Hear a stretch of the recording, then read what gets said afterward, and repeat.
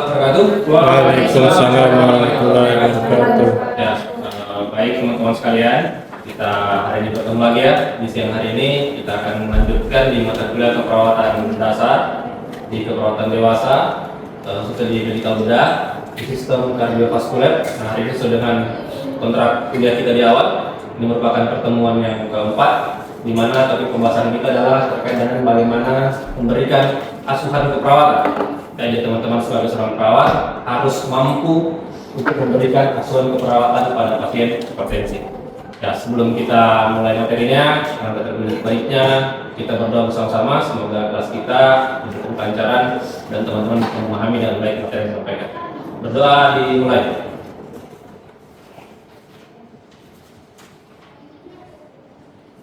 Baik, doa selesai.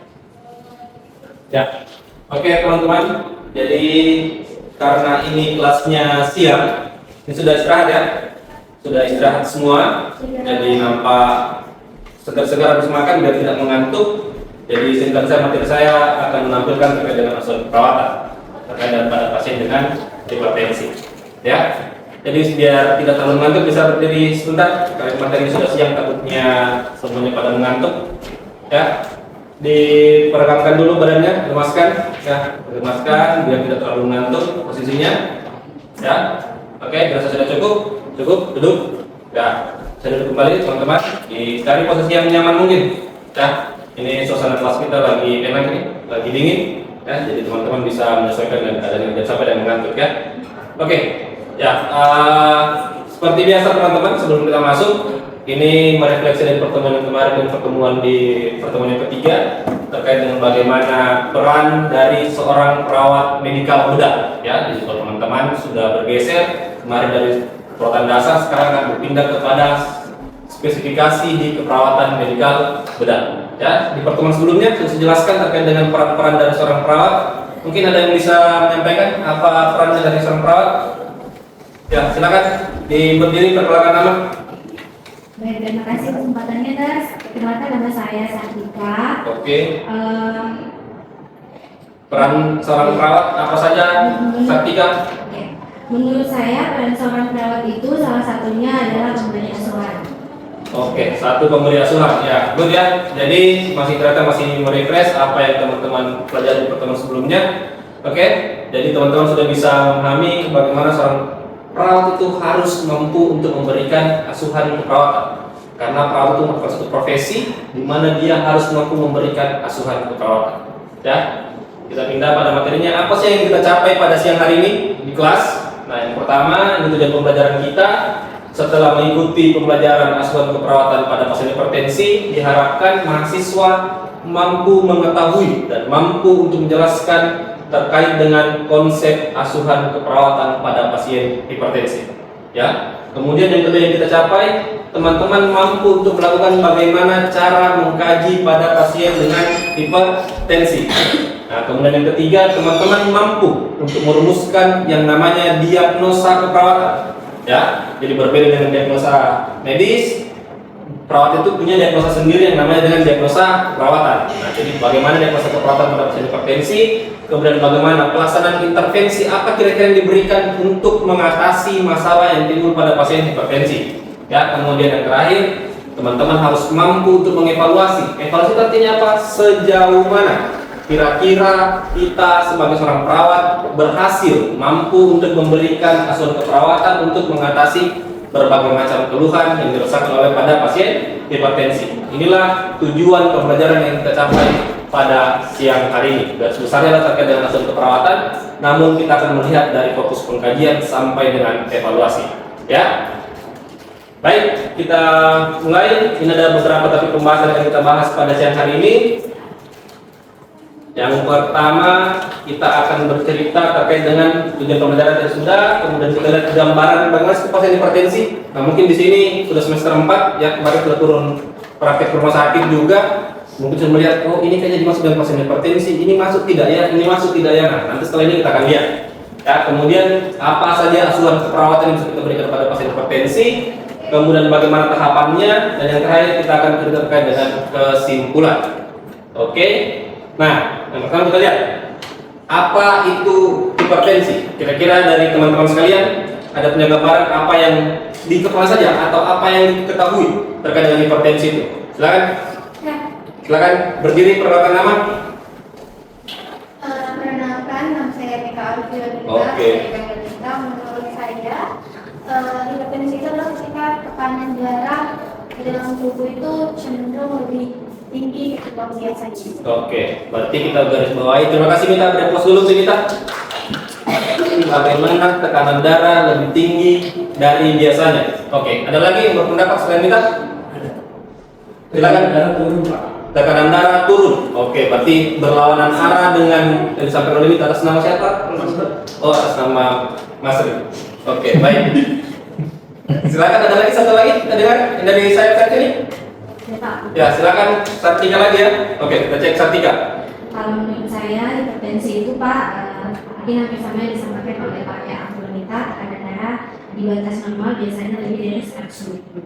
Oke, berarti Ibu Sartika sudah lebih menekankan ada angka atau batasan, ya. Nah, jadi teman-teman untuk memahami ini mungkin kalau kita hanya bercerita seperti itu kita agak sedikit kurang serg ya. Jadi kita harus melihat. Nah, ini ada gambaran akan masuk dalam fase hipertensi.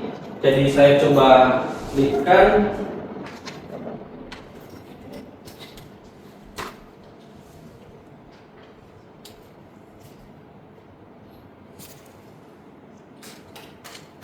Ya, ini ada gambarannya untuk bisa lihat apa yang dimaksud dengan blood high pressure diagnosa. Kapan ditegakkan diagnosanya untuk peningkatan high blood pressure, ya, atau tekanan darah tinggi.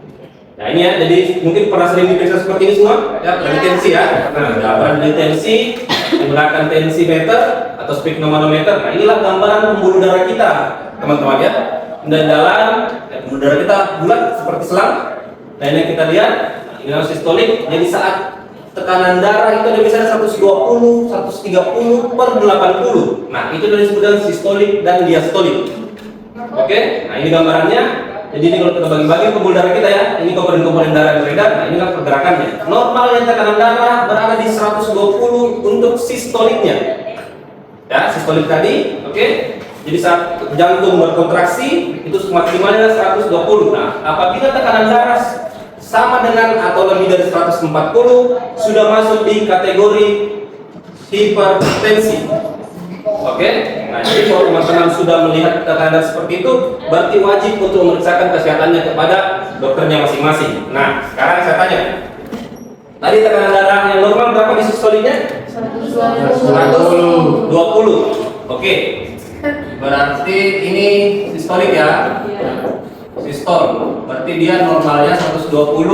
Kasih keterangan mm Ag. Untuk diastol itu berada di normalnya 80. Ya. Nah, ini normal. Ya, ini normal.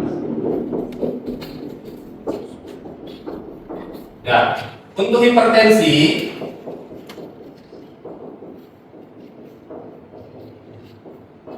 ya, itu di sistolnya, ini saya singkat sistol ya.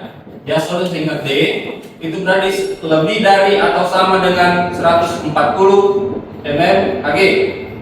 Untuk diastolnya lebih dari atau sama dengan lebih dari atau sama dengan 100 ya mmHg. Ya, ini hipertensi ya. Nah, sekarang muncul pertanyaan, seandainya sistolnya 150 ya dan diastolnya 90. Nah, kira-kira bisa dikategorikan hipertensi atau tidak? Hipertensi. Kenapa? Ya, silakan berdiri. Mahasiswa itu harus pede dengan jawabannya. Jangan beranian. Sebutkan nama. Viola, Pak. Ya, silakan Viola. Karena salah satunya ada yang lebih besar. Salah satunya ada yang lebih besar. Yang di mananya Viola? Sistoliknya 150. Oke, 150. Ada pendapat lain yang berbeda dengan Viola? Atau sama semua? Sama. Oke, berarti betul ya. Jadi teman-teman, jika salah satu dari sistolik maupun diastolik itu lebih dari angka normalnya, berarti itu sudah dikategorikan sebagai hipertensi. Berbagai macam preferensi itu mengungkapkan ada yang 140, 190, tapi normalnya di sini itu berada di sekitar sini. Ada yang mengatakan hipertensi derajat 1, derajat 2, ya, sampai dengan hipertensi derajat 3. Tapi pada dasarnya teman-teman bisa mengambil sumber dari manapun, tapi patokan kita adalah tetap di 140 untuk sistoliknya, dan distoliknya berada lebih dari dengan 100. Oke, itu itulah disebut dengan hipertensi. Ya, baik teman-teman, itu hipertensi sudah kita lihat. Sekarang kita melihat asuhan keperawatannya. Ada teman-teman sudah tahu apa kategori hipertensi kan? Ya. Sekarang kita lihat apa sih yang dimaksud dengan asuhan keperawatan. Kalian bisa memberikan jawaban? Apa yang kira-kira teman-teman sudah pahami? Nah ini perawat nih. Perawat itu harus bisa mampu memberikan asuhan keperawatan. Sebelum memberikan, teman-teman harus bisa memahami apa yang dimaksud dengan asuhan keperawatan. Silakan ada yang memberikan jawaban? Asuhan keperawatan? Ya, siapa? Sartika lagi. Silakan. Sartika. Menurut saya asuhan keperawatan itu bagaimana kita memberikan perawatan kepada khususnya pada pasien yang hipertensi. Oke, jadi bagaimana cara kita memberikan perawatan pada pasien hipertensi? Kita beri plus untuk Sartika. Ya, jadi asuhan keperawatan pada pasien hipertensi itu merupakan rangkaian kegiatan perawatan yang profesional, ya, yang teman-teman harus bawahi, baik yang dilakukan secara mandiri oleh perawat maupun berkolaborasi dengan tim kesehatan lainnya, dengan tujuan yang diberikan langsung kepada pasien hipertensi dalam upaya untuk memenuhi kebutuhan dasar manusianya. Ya, jadi mulai dari dia tidur nyenyak, berperasaannya yang nyaman, itulah yang dimaksud dengan pemenuhan kebutuhan dasar manusianya. Dengan menggunakan metodologi proses keperawatan. Ya, jadi segala sesuatu kalau teman-teman tanya apa sih maksudnya asuhan keperawatan, teman-teman perhatikan yang saya bolding saja, yang saya tebalkan.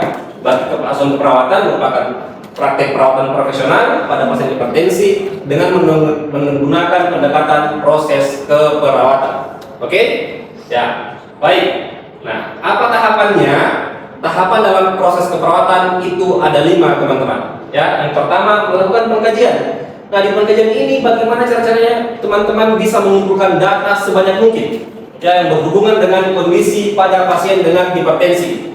Ya, kemudian yang kedua, setelah data teman-teman kumpulkan, oh ini masalahnya, teman-teman golongkan datanya, teman-teman bisa menegakkan suatu diagnosa keperawatan. Ya, hipertensi itu bukan diagnosa keperawatan teman-teman, tapi itu merupakan diagnosa medis.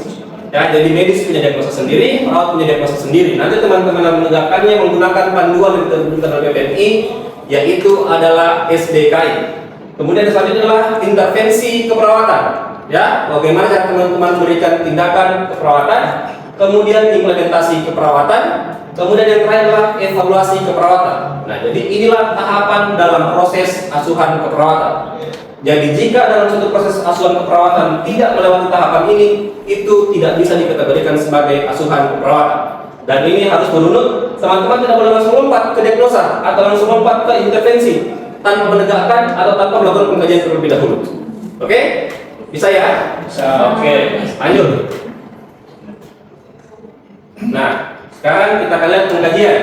Nah, tadi pengkajian teman-teman berarti kita mengumpulkan data. Oke, good. Berarti ada 2 datanya di pengkajian hipertensi. Ada data subjektif. Data subjektif adalah segala sesuatu yang berhubungan dengan pasien yang diungkapkan oleh pasien maupun keluarganya. Ya, berarti yang diungkapkan oleh pasien maupun keluarganya. Yang pertama terkait dengan riwayat kesehatan pasien yang dahulu dan sekarang, kemudian riwayat pengobatannya seperti apa, ya, kemudian teman-teman harus mempunyai riwayat aktivitas, kebiasaan pasien, manajemen kesehatannya seperti apa. Nah, setelah itu teman-teman punya data objektif.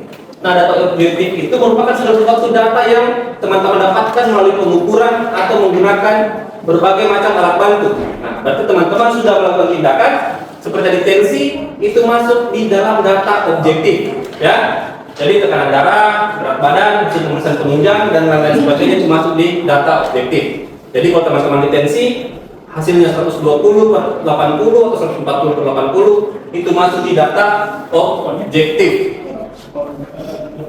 Oke, lanjut. Ya, diagnosa. Teman-teman sudah punya data tadi ya. Jadi kita coba tes datanya. Kalau data yang diungkapkan oleh pasien bahwa dia sering pusing, itu maksud data apa? Data subjektif. Oke. Kalau hasil pemeriksaan tekanan darah menggunakan tensi, masuk data apa? Data objektif. Oke, nah setelah teman-teman sudah punya datanya, bagi teman-teman sisa menggolongkannya, mengklasifikasikannya, kemudian buka panduan SDKI. Ya, SDKI sudah sangat membantu teman-teman. Itu sudah ada ditutup. Nah, ini beberapa diagnosanya berdasarkan SDKI tahun 2018. Ada yang manajemen kesehatan diri tidak efektif, kemudian ada kecemasan berhubungan dengan kompleksitas, ada risiko penurunan, dan ada risiko perfusi. Nah, teman-teman perlu ketahui bahwa kapan suatu masalah dalam satu diagnosa harus mempunyai dua komponen sekitar problem dan etiologi. Ya, jadi kalau teman-teman perhatikan, misalnya di kecemasan. Nah, inilah masalahnya. Ya, berhubungan dengan kompleksitas pengobatan. Itu penyebabnya atau kausanya. Ya, baik. Lanjut. Kemudian intervensi keperawatan, apa perlu kita lihat? Teman-teman harus mempunyai 4 langkah tahapan. 4 langkah tahapan di mana harus melakukan tindakan namanya observasi. Ya. Kemudian yang kedua, tindakan mandiri perawat. Kemudian yang ketiga, edukasi. Dan yang keempat adalah kolaborasi. Ya. Berarti tindakan observasi, kolaborasi, yang keempat yang kita susun. Kita lihat satu persatu ya. Nah, kemudian kita lihat.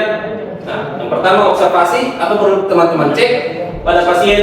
Pantau tekanan darah pasien. Ya, pantau tekanan darah secara rutin, kemudian pantau tanda dan gejala. Ya, kemudian pantau respon pasien. Jadi kalau nanti teman-teman merawat sama pasiennya, kemudian pasiennya mengeluh pusing-pusing, mengeluh tegang di leher, nah teman-teman cek ini. Ini masuk dalam kategori observasi, hanya memantau saja sama pasiennya. Ya, kemudian yang kedua tindakan mandiri perawat. Ya, ini tindakan mandiri kita sudah disusun di SDKI teman-teman sekalian. Silakan teman-teman perhatikan dan baca sesuai dengan manajemen yang teman-teman angkat. Ini disesuaikan dengan diagnosa keperawatan pada pasien. Berarti beda diagnosa, beda tindakan keperawatan yang dilakukan. Oke. Lanjut, yang ketiga adalah edukasi. Nah, perawat itu harus juga bisa memberikan edukasi. Ya, jadi bukan hanya guru saja. Jadi perawat juga bisa memberikan edukasi kepada pasien. Edukasi kita apa? Adalah teman-teman melakukan perubahan gaya hidup pada pasien. Ini yang paling banyak nih.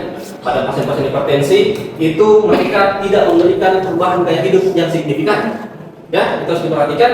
Kemudian berikan diet yang seimbang. Nah, ini Bapak punya penelitian dulu bahwa Bapak melakukan penelitian terkait dengan bagaimana hubungan program pengurangan asupan garam pada penderita hipertensi. Ya, ini Bapak masukkan, ini teman-teman nanti bisa baca. Ada linknya, sudah saya kirimkan. Begitupun juga dengan olahraga yang teratur. Ini juga Bapak melakukan penelitian yang sama. Nah, ini ada di jurnal terbit di Sinta 3 dua-duanya. Nah, jadi teman-teman nanti bisa membaca ya sebagai bahan bacaan. Ini terkait dengan edukasi yang bisa diberikan. Kemudian yang stres, yang terakhir adalah kolaborasi. Nah, kolaborasi ini perawat tidak bisa kerja sendiri teman-teman. Ya, dia harus berkolaborasi dengan tim kesehatan lainnya. Jadi menentukan berapa banyak dosis obat yang diminum, itu dari dokter dan farmasinya, makanan apa yang bisa masuk itu bagian dari gizi dan nutrisionis yang memberikan. Ya, jadi teman-teman harus melakukan kolaborasi terkait dengan dokter maupun ahli gizi yang lain. Oke, setelah intervensi, teman-teman lakukan implementasi dan terakhir adalah lakukan evaluasi. Nah, evaluasinya kita lihat bagaimana edukasi pasien mampu mempertahankan tekanan darah yang diberikan, kemudian pantau perkembangan kesehatan pasien, dan yang terakhir nilai kepatuhan serta keberhasilan dari perubahan gaya hidup tersebut. Ya, kemudian ini masuk di dokumentasi. Nah, ini yang paling penting. Ya, perawat tidak boleh tidak melakukan dokumentasi apa yang sudah dikerjakan. Ya, prinsip dalam dokumentasi keperawatan: kerjakan apa yang teman-teman tulis, tuliskan apa yang teman-teman kerjakan. Ya, jadi tidak boleh mengerjakan di luar dari teman-teman tuliskan. Teman-teman juga tidak boleh menuliskan apa yang teman-teman tidak kerjakan. Oke, baik, ini itu model dokumentasinya namanya. Oke, ini kesimpulannya ya. Sudah masuk di kesimpulan teman-teman. Jadi kita akan melihat bagaimana tahapannya. Tadi ada berapa ya? Ada 5 ya. Kita mulai dari pengkajian, kemudian ada diagnosa, kemudian intervensi, kemudian implementasi dan evaluasi. Ya, ini bentuk-bentuknya, bentuk tindakan perawatan ada 4. Nah, ini daftar pustaka ya, bahan bacaan. Oke. Ya, sebelum saya tutup kelasnya, ada yang bertanyakan? Ada pertanyaan? Jelas Pak? Jelas ya? Oke, kalau jelas saya rasa teman-teman sudah bisa memahami. Sekarang silakan teman-teman scan barcode ini untuk kita laksanakan kuis. Ya, untuk kita menilai sampai sejauh mana pemahaman teman-teman terkait dengan materi ini. Oke, baik. Sudah ya? Sudah di-scan? Oke, baik. Terima kasih teman-teman. Mungkin sampai di sini pertemuan kita. Mungkin satu pesan yang ingin saya sampaikan karena teman-teman masih baru, jangan menunggu sempurna teman-teman untuk memulai sesuatu hal, tetapi mulailah sesuatu hal itu untuk menjadi suatu kesempurnaan. Baik, terima kasih sampai di sini pertemuan kita. Sampai berjumpa di pertemuan berikutnya. Silakan teman-teman perhatikan LMS-nya, sudah saya buatkan tugas. Kemudian teman-teman akan kumpul diskusi, nanti akan saya pantau oleh LMS. Oke, baik. Terima kasih sampai di perjumpaan kita dengan ucapan alhamdulillah rabbil alamin. Saya tutup. Assalamualaikum warahmatullahi wabarakatuh. Waalaikumsalam.